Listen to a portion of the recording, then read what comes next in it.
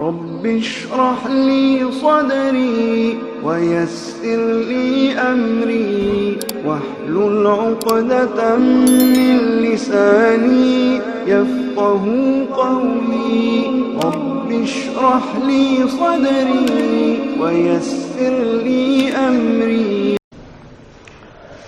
تمام تعریفات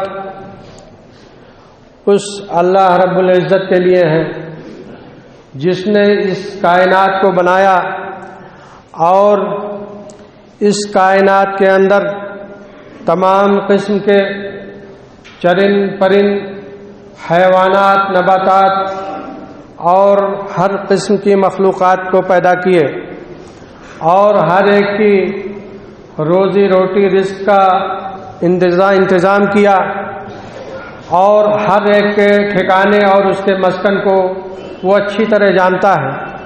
اللہ تعالیٰ نے فرمایا وَمَا مِن دَابَّةٍ فِي الْأَرْضِ إِلَّا عَلَى اللَّهِ رِزْقُهَا وَيَعْلَمُ مُسْتَقَرَّهَا وَمُسْتَوْدَاهَا. کوئی بھی جانور اس زمین میں ایسا نہیں ہے جس کی روزی روٹی کا انتظام اللہ کے ذمہ نہ ہو. اس کے بعد درود و سلام نازل ہو اس ہستی مقدس پر جس کو اللہ تعالی نے ہماری ہدایت اور رہنمائی کے لیے بھیجا. اللہ تعالی نے ہمیں اس دنیا میں اس لیے پیدا کیا کہ ہم اس کی عبادت کو اچھی طریقے سے کریں اور اس نے اپنے کتاب مقدس میں فرمایا کہ جو لوگ ایمان لائے اور اس بات پر جمے رہے کہ ہمارا رب اللہ ہے, فرشتے ان کے اوپر نازل ہوتے ہیں اور ان کو یہ بشارت دیتے ہیں کہ تم کوئی غم نہ کرو, کوئی خوف نہ کرو, تم اس جنت کی بشارت لے لو جس کا تم سے وعدہ کیا گیا ہے. آج میں آپ لوگوں کے سامنے استقامت کے موضوع پر بولنا چاہتا ہوں. بھائیوں, خوش نصیب انسان, متقی اور پرہیزگار انسان, ایک کامیاب انسان, ایک اچھا انسان اللہ کی نظر میں وہ نہیں ہے جو کہ جذباتی طور پر دین کو اپنا لیتا ہے. جب موقع آتا ہے تو وہ دیندار بن جاتا ہے اور دوسرے موقع پر دین کو خیر آباد کہہ دیتا ہے. اسی طریقے سے کبھی موقع آتا ہے تو تہجد کی نماز بھی پڑھنے لگتا ہے اور کبھی چھوڑ دیتا ہے. رمضان کا مہینہ آیا تو روزے رکھنے لگا, کلام پاک کی تلاوت کرنے لگا اور نمازیں پڑھنے لگا. رمضان کے رخصت ہوتے ہوتے اس کا دین بھی رخصت ہو جاتا ہے. کبھی تو اپنی شکل و صورت, اپنی وضاحت اور اپنی رفتار و گفتار اس طریقے سے بنا لی کہ چلتا پھرتا اسلام نظر آئے, اور کبھی تو اپنی شکل و صورت ایسی بنا لی کہ یہودیت اور نصرانیت کا مجسمہ بن کر کے ابھرے. بلکہ یہ تو قیامت کی نشانیوں میں سے ہے. نبی پاک صلی اللہ علیہ وسلم فرماتے ہیں بادروا بالاعمال فتنا کقطع اللیل المظلم. اندھیری رات کے ٹکڑوں کی طریقے سے رونما ہونے والے فتنوں سے پہلے نیک اعمال کر لو, اور جب فتنے ظاہر ہوں گے تو فتنوں کے وقت میں انسان کو اپنے سدھارنے کا موقع بہت کم ملے گا. اس وقت انسان کی حالت ایسی ہو جائے گی کہ نبی پاک صلی اللہ علیہ وسلم نے فرمایا کہ یصبح الرجل مومنا ویمسی کافرا.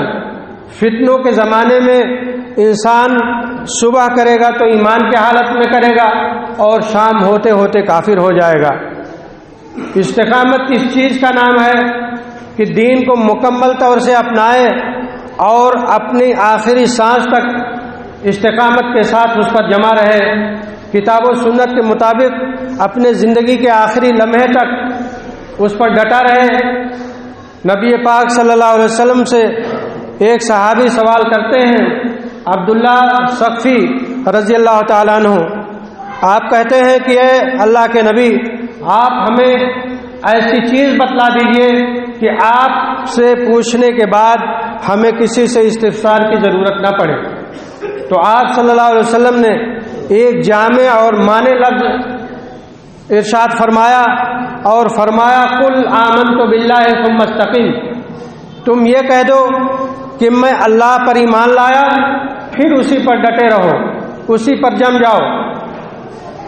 اسی طریقے سے اللہ تعالیٰ نے جو نماز قائم کرنے کے لیے کہا تو جگہ جگہ یہی الفاظ استعمال کیے، الذین هم علی صلاتہم دائمون، کامیاب وہ لوگ ہیں جو کہ اپنے نمازوں پر ہمیشگی برتتے ہیں۔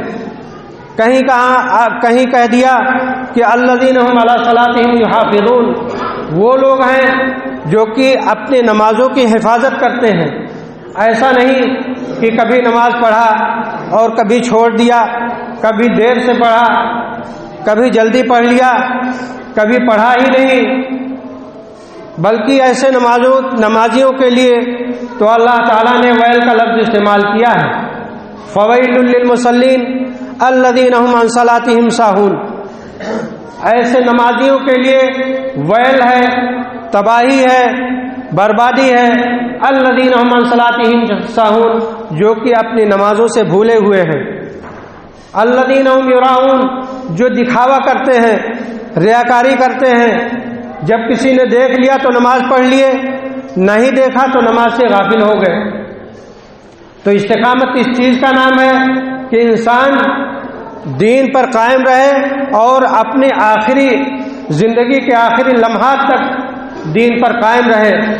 اللہ تعالیٰ نے فرمایا فاستقم کما امرت ومن تاب معک ولا تطغوا انہ بما تعملون بصیر، جس طریقے سے اے نبی آپ کو حکم دیا گیا ہے آپ اسی طریقے سے استقامت پر رہیے، دین پر ڈٹے رہیے، اور جو لوگ آپ کے ساتھ توبہ کیے ہیں وہ بھی استقامت پر رہیں، ولا تطغوا، اور سرکشی مت کرو، بے شک اللہ تعالیٰ جو کچھ تم کرتے ہو اس کو دیکھ رہا ہے۔ اللہ کے نبی صلی اللہ علیہ وسلم نے تو نفلی اعمال میں بھی، نفلی عبادات میں بھی استقامت برتنے کو کہا ہے۔ فرمایا احب الاعمال الی اللہ ادومها وان قل، کہ اللہ تعالیٰ کے نزدیک سب سے بہترین اعمال وہ ہیں جو کہ ہمیشہ رہیں، بھلے ہی وہ کم رہے۔ بہرحال استقامت کی مثال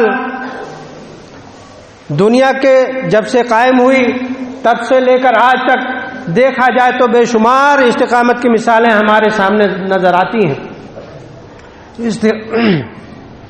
استقامت کی مثال ہمارے سامنے فرعون کے جو جادوگر تھے، موسیٰ علیہ السلام پر جب ایمان لائے تو ان کے اندر دیکھنے کو مل جاتی ہے۔ جب موسیٰ علیہ السلام نے اپنی لاٹھی کو ڈالا اور وہ سانپ بن گئی، اور جادوگروں کے جو نقلی سانپ تھے، رسی کے سانپ جو بنے ہوئے تھے، ان کو جب عیسیٰ علیہ السلام کی لاٹھی نے سانپ کی شکل میں جب ان کو نگل لیا تو جادوگروں کو یہ سمجھ میں آ گیا کہ یہ کوئی جادوگر نہیں ہے، یہ تو اللہ کے سچے نبی ہیں، اور وہ ایمان لے آتے ہیں۔ اللہ تعالیٰ نے اس کا بیان قرآن کریم میں فرمایا فَأُلْقِيَ السَّحَرَةُ سُجَّدًا قَالُوا آمَنَّا بِرَبِّ هَارُونَ وَمُوسَىٰ، جادوگر سجدے میں گر پڑے اور کہا کہ ہم ہارون اور موسیٰ کے رب پر ایمان لے آئے۔ فرعون نے کہا اچھا، یہ تو تم لوگوں کا بڑا جادوگر ہے جس نے تم کو جادو سکھایا ہے، اور تم نے پلاننگ کیا ہے کہ ہماری حکومت اس طریقے سے تم لے لو، ہماری حکومت پر تم قبضہ جما لو، ہم تمہارے ہاتھ پیر کو الٹے سیدھے کٹوا دیں گے، یا تو کھجور کے تنوں میں تم کو لٹکوا دیں گے، نہیں تو تم دین اسلام سے باز آ جاؤ۔ وہ جادوگر جواب دیتے ہیں کہ لن نؤثرک علی ما جاءنا من البینات والذی فطرنا، جو اللہ نے روشن دلیلیں ہمیں دی ہیں اور جس ذات نے ہم کو پیدا کیا ہے ہم ان پر تمہیں فضیلت دینے والے نہیں ہیں. انا آمنا بربنا لیغفر لنا خطایانا وما اکرہتنا علیہ من السحر. ہم تو اپنے اس رب پر ایمان لائے ہیں کہ جس پر ہم ایمان لائے ہم چاہتے ہیں کہ وہ ہمارے گناہوں کو معاف کر دے اور جو تم نے ہم کو جادو پر مجبور کیا ہے اس کو معاف کر دے. تم ہماری دنیاوی زندگی کو ختم کر سکتے ہو لیکن آخرت میں اللہ تعالیٰ نے فرمایا انہو من یات ربہ مجرما فإن لہ جہنم لا یموت فیہا ولا یحیا. انہوں نے فرمایا، جادوگروں نے کہا کہ اللہ تعالیٰ نے مجرموں کے لیے ایسا جہنم تیار کر کے رکھا ہے جس میں نہ وہ زندہ رہے گا نہ وہ مرے گا، نہ اس میں اس کو زندگی میسر ہوگی کہ جس کو زندگی کہا جاتا ہے، نہ اس میں موت ہی آئے گی. وَمَن يَأْتِ رَبَّهُ مُؤْمِنًا قَدْ عَمِلَ الصَّالِحَاتِ فَأُولَٰئِكَ لَهُمُ الدَّرَجَاتُ الْعُلَىٰ. اور جو اپنے رب کے پاس مومن ایمان کی شکل میں آئے گا، مومن بن کر کے آئے گا، اچھے اعمال کیے رہے گا، اعمال صالحہ کیے رہے گا، فَأُولَٰئِكَ لَهُمُ الدَّرَجَاتُ، ان کے لیے درجات ہیں، اونچے مقامات ہیں، اللہ نے ان کے لیے تیار کر کے رکھا ہے. اسی طریقے سے استقامت کی مثالیں ہمارے سامنے اس لڑکے کے اندر جو کہ ایک جادوگر کی تعلیم حاصل کیا تھا اور اس کی کرامت کی وجہ سے ایک بادشاہ کی پوری رعایا مسلمان ہو گئی، اس کے اندر یہ استقامت دیکھنے کو مل جائے گا. ہوا یہ کہ عیسیٰ علیہ السلام کے زمانے کے بعد ایک بادشاہ تھا، اس کا ایک جادوگر تھا، وہ کہانت بھی کرتا تھا. اس نے بادشاہ سے کہا کہ ہمیں ایک ہوشیار اور ذہین لڑکا دے دیجئے، ہم اپنے علم کو اسے سکھا دیں. بادشاہ نے ایک ذہین لڑکا تلاش کر کے اس کے سپرد کر دیا. اب وہ لڑکا اس جادوگر سے تعلیم حاصل کرنے لگا. راستے میں آتے وقت ایک راہب کا بھی مکان پڑتا تھا، اس سے بھی وہ دینی تعلیم حاصل کرنے لگا. نتیجہ یہ ہوا کہ جب کاہن کے پاس جاتا تھا تو اسے تاخیر ہو جاتی تھی، کاہن سے ڈانٹ پڑتی تھی، اور گھر جاتا تھا تو گھر والوں سے ڈانٹ پڑتی تھی. راہب نے اسے بتایا کہ جب کاہن کے پاس جانا تو کہہ دینا کہ گھر والوں نے روک لیا تھا، اور جب گھر والوں کے پاس جانا تو کہہ دینا کاہن نے روک لیا تھا. اسی طریقے سے معاملہ چلتا رہا، دونوں علم وہ حاصل کرتا رہا. جب اسے علم میں عبور ہو گیا تو ایک مرتبہ راستے میں جا رہا تھا، ایک خطرناک جانور لوگوں کا راستہ روکا ہوا تھا. اس نے کہا، لوگوں کی آمد و رفت رکی ہوئی تھی، اس نے سوچا کہ یہ دونوں علم کے پرکھنے کا اچھا موقع ہے. اس نے ایک پتھر لیا اور کہا کہ اے اللہ، اگر اس راہب کا علم اچھا ہے تو اپنی رحمت سے اس جانور کو ہلاک کر دے. اور اس پتھر سے اس کو مارا، وہ جانور ختم ہو گیا. اسی طریقے سے اس لڑکے کے ہاتھ سے یہ کرامت ہوتی تھی اللہ کے فضل سے کہ وہ کوڑھیوں اور پیدائشی اندھوں کو اور برس کے بیماروں کو بھی اس کی دعا سے شفا مل جاتی تھی. جب کوئی اس کے پاس دعا کروانے کے لیے آتا تھا تو وہ یہ شرط رکھتا تھا کہ جب تم ایمان قبول کرو گے، جب تم راہ حق پر آ جاؤ گے، تب ہم تمہارے لیے اللہ سے دعا کریں گے اور اللہ تعالیٰ اپنی رحمت سے تمہیں شفا سے نوازے گا. جب وہ ایمان لے آتا تھا تو وہ لڑکا اس کے لیے اللہ سے دعا کرتا تھا اور اس بیمار کو اللہ کی رحمت سے شفا مل جاتی تھی.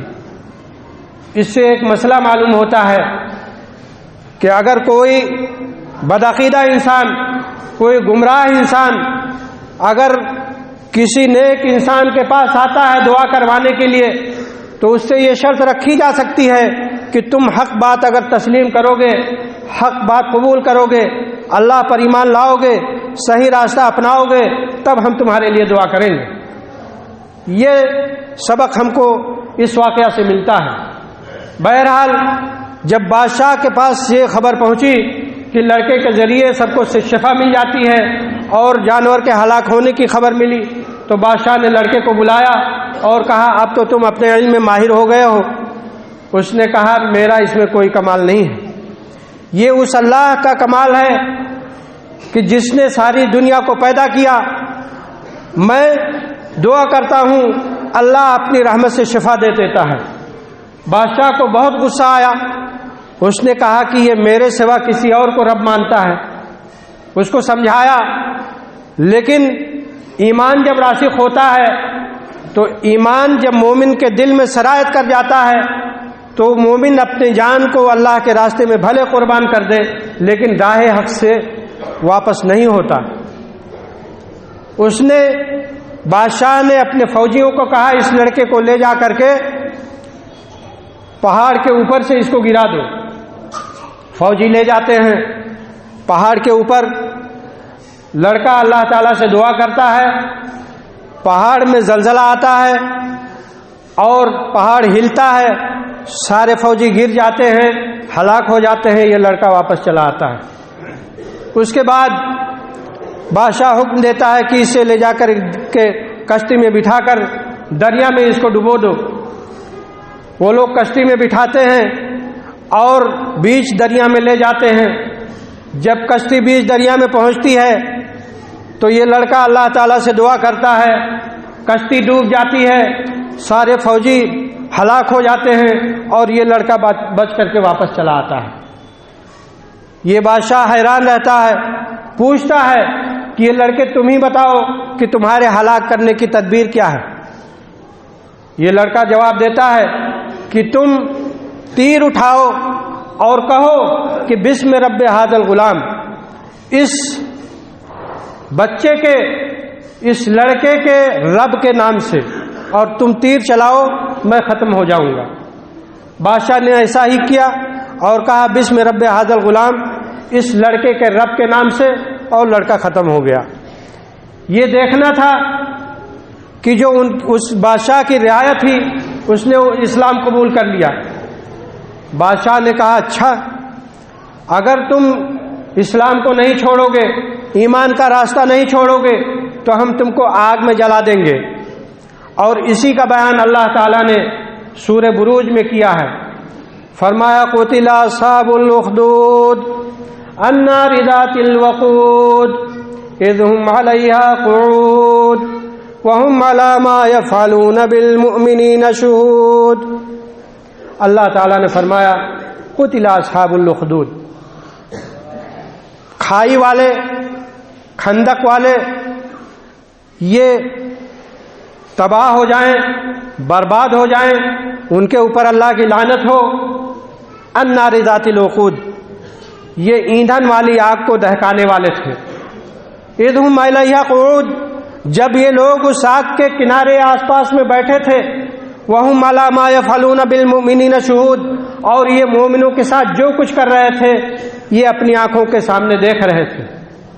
وَمَا نَقَمُوا مِنْهُمْ إِلَّا أَن يُؤْمِنُوا بِاللَّهِ الْعَزِيزِ الْحَمِيدِ، انہوں نے ان مومنوں سے بدلہ صرف اس لیے لیا کہ یہ اللہ پر جو غالب ہے اور تعریف کے لائق ہے اس پر یہ مومن ایمان لائے ہیں۔ اللہ تعالیٰ نے اس کا بیان کیا۔ اس بادشاہ نے ایک لمبی کھائی کھدوائی اور اس میں خوب لکڑیاں ڈلوائیں اور آگ کو دہکا دیا، اس میں ایک ایک مومن کو پکڑ کے ڈالتے گئے اور یہ آگ کے کنارے بیٹھے تماشا دیکھتے رہے۔ اسی اثنا میں ایک عورت آتی ہے جس کے ہاتھ میں ایک دودھ پیتا بچہ ہوتا ہے، اس کے گود میں ہوتا ہے۔ وہ عورت بچے کی وجہ سے ٹھٹکتی ہے اور قریب ہے کہ اس کی استقامت میں ڈگمگاہٹ آ جائے، لیکن اللہ تعالیٰ کی قدرت سے اس بچے کو بولنے کی طاقت ملتی ہے اور وہ کہتا ہے کہ اے ماں تو کیوں ڈرتی ہے، تو حق پر ہے۔ جب ماں اس بات کو سنتی ہے بچے کی زبان سے تو اس کے اندر ہمت آتی ہے اور بچے کے ساتھ آگ میں کود کر کے جان دے دیتی ہے۔ تو استقامت ایسی چیز ہے کہ انسان جب اس پر قائم ہو جاتا ہے، دین پر اچھی طریقے سے اپنا ایمان جما لیتا ہے، تو اپنی جان کو بازی میں لگا دیتا ہے۔ اس کی مثالیں بہت ساری ملیں گی، ائمہ کے اندر میں بھی ملیں گی۔ امام احمد بن حنبل بادشاہ وقت نے انہیں اتنی سزا دیا کہ ان کا ہاتھ چل ہو گیا، اس لیے امام مالک رحمۃ اللہ علیہ اپنے ہاتھ کو اٹھا کر کے نماز نہیں پڑھ پاتے تھے۔ اور یہی وجہ ہے کہ ہم دیکھیں گے جو امام مالک کے مقلدین ہیں، جو اپنے کو مالکی کہتے ہیں، وہ ہاتھ کو گرا کر کے نماز پڑھتے ہیں۔ اسی طریقے سے امام احمد بن حنبل، ان کی بھی آزمائش ہوئی۔ یہ کہتے تھے قرآن اللہ کا کلام ہے، اللہ کی صفت ہے، لیکن اس زمانے کے جو گمراہ علماء تھے وہ کہتے تھے قرآن اللہ کی مخلوق ہے۔ بادشاہ سے ان کو سزائیں دلوائیں، اور امام احمد بن حنبل رحمۃ اللہ علیہ کو گدھے پر بٹھا کر کے پورے شہر میں گھمایا گیا اور چہرے میں کالک پوت دی گئی، لیکن امام احمد بن حنبل اپنے قول پر جمے رہے اور کہتے رہے کہ جو مجھے جانتا ہے کہ میں احمد بن حنبل ہوں وہ خوب جانتا ہے، اور جو نہیں جانتا ہے وہ سن لے کہ میں احمد بن حنبل ہوں، قرآن اللہ کا کلام ہے، اللہ کی صفت ہے، اللہ کی مخلوق نہیں ہے۔ اس طریقے سے اللہ تعالیٰ نے مومنوں کو آزمایا ہے اور ہمیں بھی اس راستے پر چلنے کے لیے حکم دیا ہے، اور دین کو اپنے آخری سانس تک دین کے تعلیمات کو نبھانے کا حکم دیا ہے۔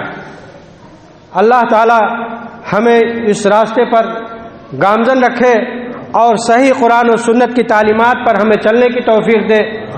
ہماری جو پریشانیاں ہیں ہماری پریشانیوں کو دور کرے، ہم میں سے جو بیمار ہیں ہماری بیماریوں کو دور کرے، ہمارے قرضوں کو اللہ تعالیٰ ادا کروائے، اور ہمیں آخری دم تک اپنے دین پر قائم رکھے۔